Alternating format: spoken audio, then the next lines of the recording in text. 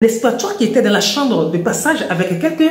Bonjour chers bien-aimés et bienvenue sur Paix Divin, la plateforme de la méditation quotidienne. Aujourd'hui, notre méditation est intitulée « Dieu voit tout ». Et le verset sur lequel nous allons nous appuyer est tiré du livre de Proverbes, Proverbe 15, le verset 3. Je lis « L'Éternel voit ce qui se passe en tout lieu.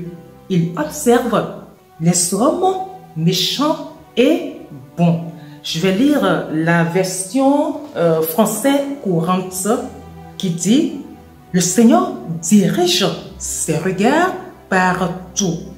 Il observe aussi bien les bons que les méchants. » Il observe aussi bien les bons que les méchants.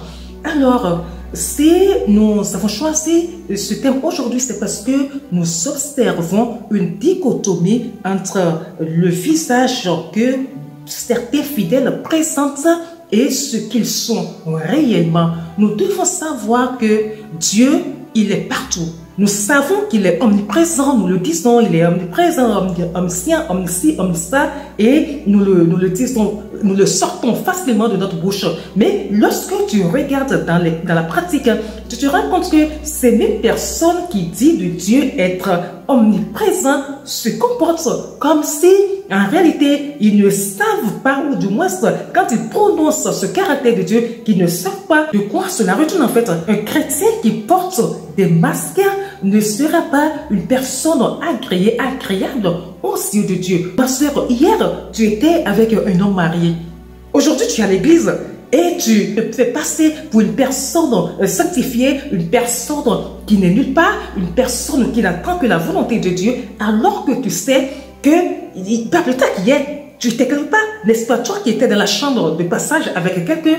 N'est-ce pas toi qui étais là-bas avec un frère de l'église? N'est-ce pas toi qui étais là-bas avec ton patron? Et à l'église, on se fait passer pour une personne, je ne dirais pas naïve, mais une personne très pieuse. Et il n'est pas rare de voir que ce sont des personnes, je ne parle pas uniquement des femmes, mais que ce soit du côté des hommes que des femmes, c'est pareil. Vous allez les voir avec leur apparence. Oh non, c'est la sœur qui est là. Non, elle est sérieuse. Non, elle ne porte même pas de bijoux. Elle ne se maquille même pas. Vous voyez, elle est dans son coin. Elle est décente. Mais au fond, c'est tout autre chose, quoi.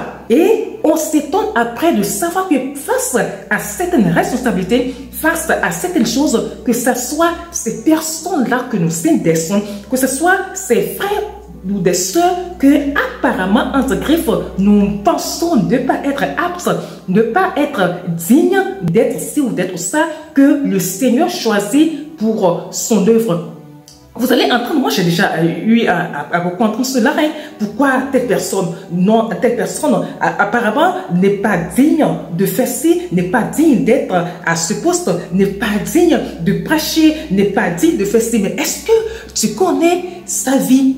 Est-ce que tu connais la relation qu'il y a entre cette personne-là et Dieu?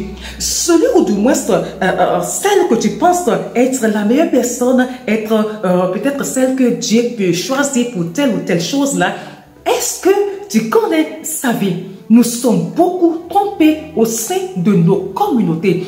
Si nous savons que Dieu, Galates même nous dit, il y a Galates, on va reprendre notre Bible, hein, dans Galates, je pense, dans Galates 6, je pense, hein, 6, le verset 7, je pense, Galates 6, 7 nous dit que on ne doit pas se tromper, hein. Je n'ai pas la phrase, je ne retrouve pas, mais qu'on ne se trompe pas, ce que l'homme sème, il le récolte. Ce que tu sèmes dans l'obscurité, sache que tu vas le récolter.